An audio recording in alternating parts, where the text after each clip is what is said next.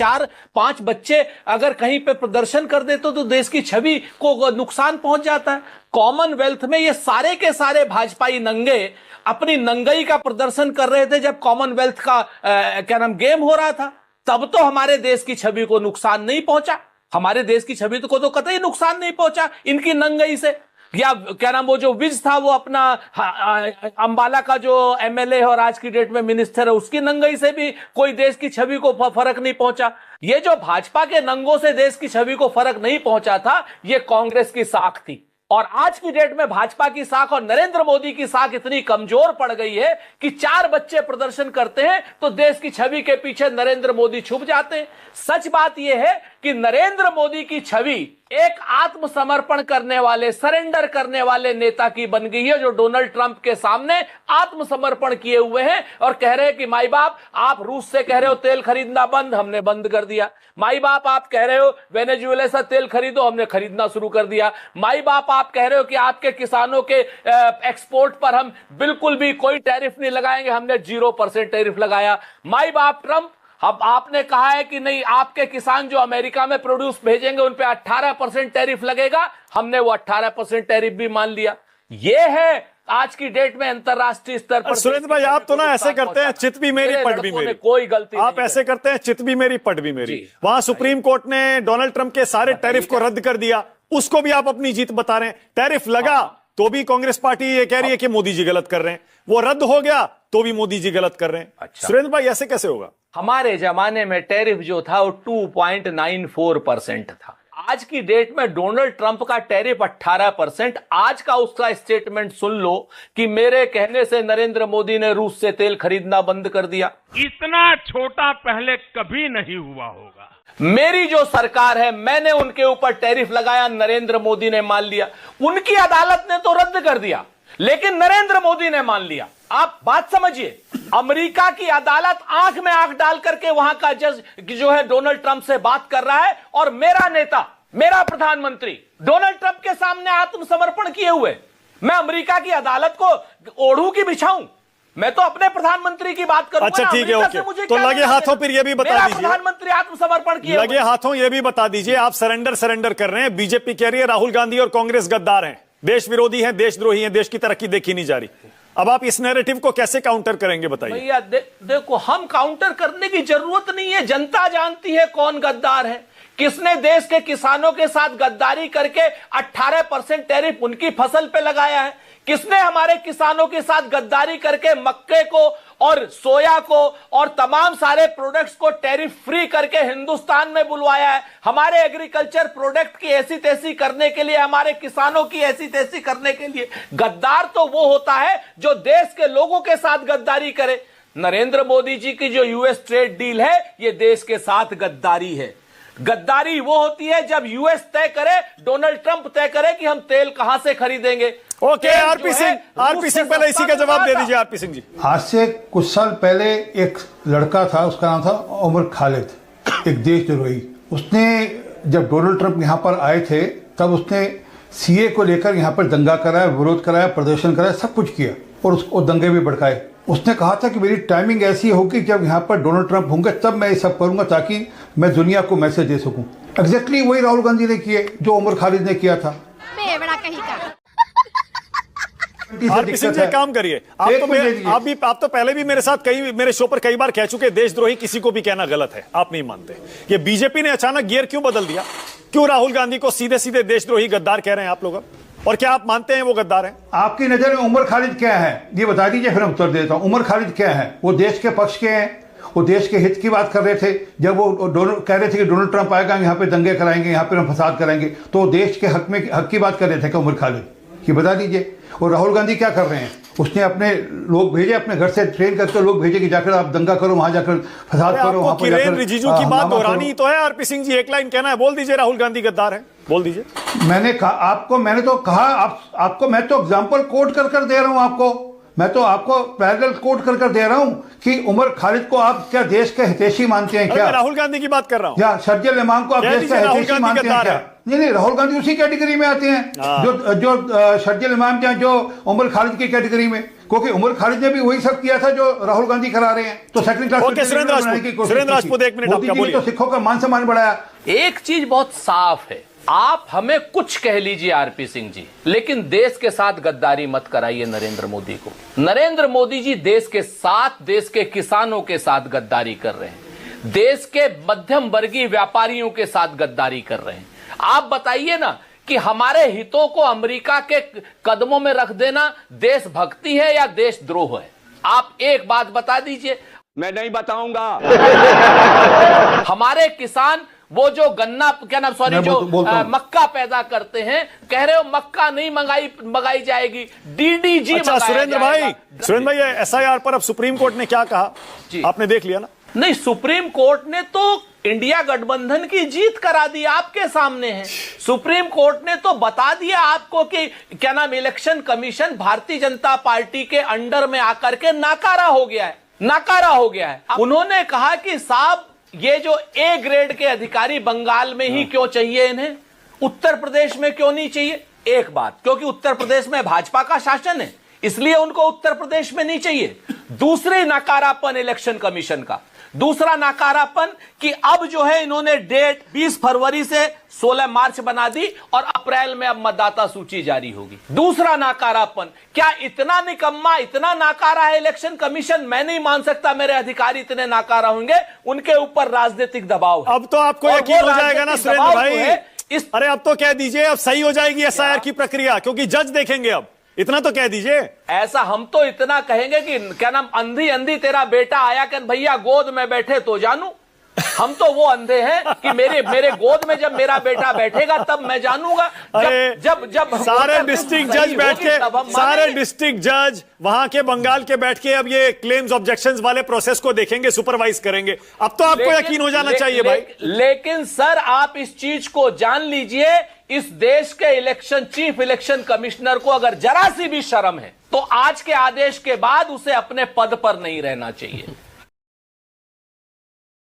इतना ना फिर अगेन देखिए, दोनों बातें कैसे हो सकती हैं? दो मैं आपको, आप कह रहे हैं सुप्रीम कोर्ट में आपकी जीत हो गई, फिर आप ये भी नहीं कह रहे कि हम तो स्वागत कर रहे हैं जो भी अब हाईकोर्ट के जज वहां बैठ के फैसला देंगे उसे आप हाथों हाथ स्वीकार कर लेंगे, ये भी नहीं कह रहे। ये बात नहीं है सर। उन्होंने मैं आपसे पूछ रहा हूं, देखिए इनका डुप्लीकेसी देखिए, दोगलापन देखिए। इलेक्शन कमीशन बंगाल में ए ग्रेड के ऑफिसर मांग रहा है और उत्तर प्रदेश में नहीं मांग रहा। भारतीय जनता पार्टी वाले गलगोटियन हो गए हैं मानक भाई, 13-6 मेरा 9। ये कुछ नहीं, ये भी चाइनीज रोबोट खरीद करके ना गलगोटिया वाले हो गए हैं। कहते हैं कि 13-6 मेरा 9। इस तरीके से बिल्कुल नहीं चलने वाला आरपी सिंह जी। देश को समस्याओं का समाधान चाहिए। सुरेंद्र भाई, कि उत्तर मैं फिर पूछ रहा हूं एक बार और, ए ग्रेड ऑफिसर क्यों नहीं मैं एक बार, ठीक है आपका ए ग्रेड अफसर का पॉइंट आ गया, 3 बार कह दिया आपने, मैं भी तीसरी बार पूछ रहा हूं। अब जब डिस्ट्रिक्ट जज एसआईआर की प्रक्रिया को देखेंगे आप उसका स्वागत करेंगे, जो भी उसमें से निकलेगा। ये तो नहीं बोलेंगे 30 लाख काट दिए, 50 लाख काट दिए, 1 करोड़ काट दिए। मैं तो कह तो रहा हूं मानक भाई कि अंधी अंधी तेरा बेटा आया, तो हम ये कहेंगे भैया गोद में आ जाए तो जानू। सुनील साजन जी, आप भी यूपी में भी चाह रहे हैं इस तरह का कुछ हो जाए, वहां भी जज देखें एसआईआर की प्रक्रिया को? एक बात तो साफ हो गई जो आप आरपी सिंह जी से और सुरेंद्र जी से पूछ रहे थे कि इसमें जीत किसकी हुई। तो जीत तो विपक्ष की हुई, क्योंकि बीजेपी तो नहीं चाहती थी कि जज के निगरानी में देखा जाए। और मनु सिंह भी अभिषेक विपक्ष भी कहा जाता था। हम ये कह रहे हैं, इसका मतलब सर्वोच्च न्यायालय ने ये तो माना कि चुनाव आयोग निष्पक्ष नहीं। अरे भाई सुन लीजिए, अब झूठों से क्या झूठ बोलना, हम तो देश के सामने अपनी बात रख रहे हैं। जो सर्वोच्च न्यायालय ने निर्देश दिया वो हम बता रहे हैं। अच्छा, उत्तर प्रदेश में आप यही कर रहे हैं, यही आपने बिहार में किया था, यही आप बंगाल करना चाहते हैं। तो आप वोट चोरी से चुनाव क्यों जीतना चाहते हैं? आप अपने काम से, अपनी बात से क्यों नहीं जीतना चाहते? आप समझिए मानक जी, अगर इनको अपने काम से या अपनी बातों पर भरोसा होता तो फिर इनको काम पे आपको बात करनी पड़ेगी, रोजगार पे, देश की सीमाओं पर बढ़ते रुपए की स्थिति पे बात करनी पड़ेगी, महंगाई पे बात करनी पड़ेगी, महिला सुरक्षा पे बात करनी पड़ेगी, जिस पर बात नहीं कर सकते। गंगा मैया पे बात कर सकते हैं? नहीं कर सकते। काम करिए ना, सुनिए, ये कह दीजिए कि अब जब वहां पर जज बैठेंगे ना एसआईआर की प्रक्रिया को देखने के लिए, तो अब जो होगा सही होगा, अच्छा होगा। मुझे लगता है कि जो हो रहा था उससे बेहतर होगा, उससे बेहतर होगा, और हमें जजों पर भरोसा है। और मनोबल टूटेगा, जो बेईमानी का मनोबल था चुनाव आयोग का और बीजेपी का, वो मनोबल बीजेपी का और चुनाव आयोग का कमजोर होगा। यूपी के लिए आप ये डिमांड क्यों नहीं करते? यूपी में हम लोग काम कर रहे हैं, जहां जहां पर चुनाव आयोग गड़बड़ी कर रहा है, हम समाजवादी पार्टी के हमारे नेता आदरणीय अखिलेश यादव जी ने एक एक बूथ पर पीडीए प्रहरी लगा रखा है। ये जितनी बार नाम काटेंगे उतनी बार फार्म भर करके हम लोग शामिल हो जाएंगे। जितनी बार नाम काटोगे उतनी बार शामिल होंगे। ठीक है। और जहां जहां गड़बड़ी करेंगे, ऐसा नहीं कि उत्तर प्रदेश में गड़बड़ी नहीं कर रहे हैं, लेकिन कमाल की बात यह है कि ये 9 बजे गड़बड़ी करते हैं, हम 9:30 बजे इनकी गड़बड़ी पकड़ लेते हैं और 10 बजे फिर बैकफुट पे आ जाते हैं। तो पूरा देश जान रहा है कि उत्तर प्रदेश में क्या कर रहे हैं, लेकिन हम लोग कोशिश कर रहे हैं बीजेपी और चुनाव आयोग दोनों पर नकेल डाल सकें, और नकेल अपने हाथ में पकड़े रहेंगे। पीडीए प्रहरी मतलब पिछड़ा, दलित, अल्पसंख्यक, जिस ब्राह्मण समाज की जटा पकड़ करके लात घूसे से योगी जी ने मरवाया है, वो कहां खड़ा है? हमारे साथ खड़ा है। हेलो, पीडीए में उसका जिक्र नहीं है, वो आपके साथ क्यों खड़ा होगा? अरे जो पीड़ित है वो हमारे साथ है, जो पीड़ित है। मानक गुप्ता जी पीड़ित हैं, हम आपके लिए लड़ेंगे। अरे शांतनु जी जिस दिन पीड़ित हो जाएंगे, हम शांतनु जी के लिए लड़ेंगे। अच्छा, मतलब सुनील, ये हुआ कि जो यूपी के सरकारी अधिकारी हैं वो बीजेपी सरकार के दबाव में एसआईआर में गड़बड़ी कर रहे हैं लगातार। ठीक है, लगातार कर रहे हैं। एक दिन मोदी जी से पूछिए कि माननीय अखिलेश यादव जी ने क्या किया है। वो मेरा तो पूरी हवा निकल गई, पूरी हवा निकाल दी, अकेले दम पे हवा निकाल, लोकसभा में हवा निकाल, बैसाखी पे है। वो मतलब जितना नतमस्तक ट्रंप के सामने है समाजवादी पार्टी ने और जनता ने मिल करके, उतना ही बनारस में नतमस्तक कर दिया। वो लोकसभा नहीं आ रहे? नहीं आई मेरे वो नहीं। लोकसभा में माननीय अखिलेश यादव जी ने बोला, मैं कह रहा हूं भाजपा ने जवाब नहीं दिया, आरपी सिंह नहीं देंगे, आप निष्पक्ष आप बता दीजिए। हमारे नेता ने पूछा 0 बड़ा या 18 क्या बड़ा है? आप बता दीजिए। 18। ये बात आरपी सिंह को भी बताइए। आरपी सिंह जी, कुछ नहीं होता, वो सबको आरपी सिंह जी, मैं कह रहा हूँ आते क्यों नहीं है? अरे भाई 18 बड़ा है। बात खड़े हुए विधानसभा से बात खड़े हुए, मैं ये कह रहा हूँ, योगी जी का सामना करना पड़ता है। मैं बता रहा हूँ वो क्या कर रहे हैं। भारतीय जनता पार्टी को 24 में उत्तर प्रदेश में माननीय अखिलेश जी ने हाफ किया है और 27 में साफ करना। अखिलेश जी करेंगे ना? अखिलेश जी करेंगे। ठीक है। क्या योगी जी प्रधानमंत्री बन सकते हैं? देखिए, भाजपा की जो प्रक्रिया आपने देखा है ना, उसमें हाँ या ना? बिल्कुल बन सकते हैं, बिल्कुल। ऐसे 6 नेता है जो प्रधानमंत्री बन सकते हैं। योगी जी ऐसे 6 नेता है जो प्रधानमंत्री बन सकते हैं। इतनी काबिलियत, मतलब योगी जी प्रधानमंत्री बन सकते हैं, माननीय अखिलेश यादव जी पे आपको तकलीफ है? उनसे ज्यादा पढ़े लिखे, उनसे ज्यादा समझदार, उनसे ज्यादा काम किया। बिल्कुल, आप गूगल कर लीजिए या इतिहास में पढ़ लीजिएगा, इस देश में कोई ऐसा राजा नहीं हुआ जिसने उतने मंदिर तोड़ दिए जितना अकेले योगी आदित्यनाथ ने। ये बात देशद्रोही तो अखिलेश जी को और राहुल गांधी को बता रहे हैं इशारों में। शांतनु, आप देखिए, बीजेपी कह रही है राहुल गांधी देशद्रोही है। नहीं, ये क्या है ना, इस देश में 2 तरीके के राष्ट्रवादी हैं। हम लोग गांधी वाले राष्ट्रवादी, ये लोग गोडसे वाले राष्ट्रवादी। तो इनसे क्या उम्मीद करें? अहिल्याबाई होलकर के बाद किसी ने मंदिरों को छुआ है तो वो नरेंद्र मोदी सरकार ने छुआ है, ऊपर से लेकर दक्षिण से लेकर। मैं तो मंदिरों में जाता हूं, आपको पता ही है, आपकी डिबेटों में नहीं। और आपको जानकारी है ना कि माननीय अखिलेश जी कितना सुंदर, कितना भव्य और कितना एक बार राम मंदिर भी हुआ है ना, 2 घंटे का रास्ता है, घर से निकलेंगे 2 साल हो गए बाबा। भगवान अपने सांसद को नहीं जाने दिया, सांसद आपका भी। मैं आपके कार्यक्रम में कह रहा हूं, भगवान राम के भी भगवान का मंदिर बनाने के बाद भगवान राम का दर्शन करने माननीय अखिलेश यादव जी जाएंगे। डिंपल भाभी को, किसी को तो भेज दीजिए। जाएंगे, सब परिवार जाएंगे, सब परिवार जाएंगे। या अकेला चलो वाला नहीं है, समाजवादी पार्टी सब परिवार जाती है। राखी, पहले यहीं से शुरू करते हैं। ये एसआईआर की प्रक्रिया में जज बैठेंगे, डिस्ट्रिक्ट जज बैठेंगे बंगाल में। क्या प्रिंसिपली आप इसका स्वागत करते हैं? 4 दिन पहले माननीय सुप्रीम कोर्ट ने ये भी कहा है कि अभी जो रिसेंटली बिहार का इलेक्शन हुआ है उससे कोर्ट बहुत आहत है, क्योंकि वोटों को खरीदा गया है प्रत्यक्ष तौर पर 10-10 हजार रुपए देकर। अरे बाप रे, ये तो धोती खोल रहा है। राखी बहन खत्म नहीं करा उन्होंने। राखी बहन, हाथ जोड़कर आपसे अपील है, हाथ जोड़कर आपसे अपील है, प्लीज फ्रीबीज में मत जाइएगा। उत्तर भारत में फ्रीबीज लाने वाले आप लोग हैं। नहीं, फ्रीबीज मानक जी अलग होती है और सोशल वेलफेयर स्कीम्स अलग होती है।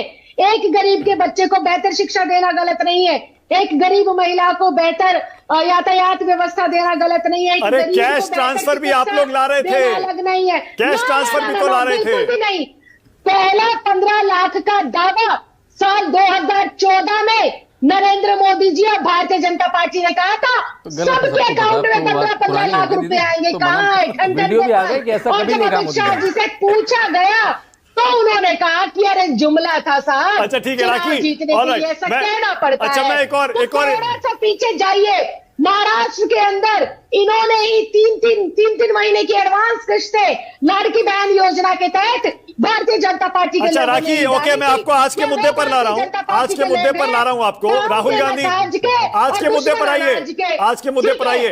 राहुल गांधी देशद्रोही है क्या? चोरी कराकर राहुल गांधी देशद्रोही है क्या? चोरी कराकर मुद्दों से ध्यान भटकाते हैं।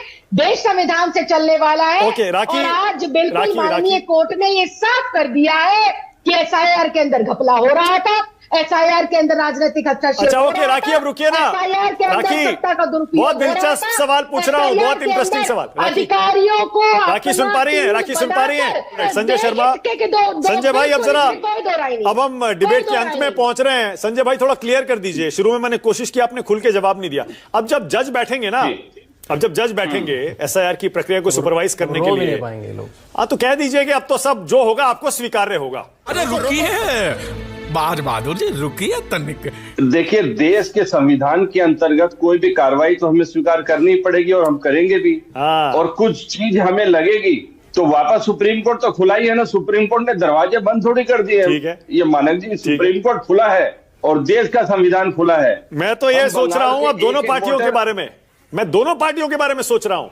अगर आप हार गए संजय भाई, मान लीजिए अगर आप हार गए तो एसआईआर को दोष नहीं दे पाएंगे। अब तो जज बैठ के निगरानी कर रहे हैं उसकी। मानक जी, यही बात सभी को समझनी चाहिए। और बंगाल की धरती की तासीर जिस लेवल की है, जिस प्रकार की है, भारतीय जनता पार्टी को आज दिख चुका है कि उनका क्या हश्र होने वाला है। कितनी सीटें जीत रहे हैं? क्या दावा है आपका? चुनाव आयोग के माध्यम से एसआईआर के मुद्दे पर बंगाल की जनता के साथ जो सौतेला व्यवहार, कितनी सीटें संजय जी, क्या दावा है आपका संजय भाई, कितनी सीटें जीत रहे हैं? हम पिछले बार हमारी 213 सीट आई थी और उसके बाद भारतीय जनता पार्टी के कुछ एमएलए हमारे पास आ गए हैं, 17-18 एमएलए हमारे पास आ गए हैं। आप विश्वास करिए उससे 5-10 सीट हम ज्यादा ही जीत कर आएंगे और बंगाल की सत्ता को, बंगाल की जनता को वापस उसी तर्ज के साथ देश की सेवाएं उपलब्ध कराएंगे। ओके, ये बड़ी अच्छी बात कही आप।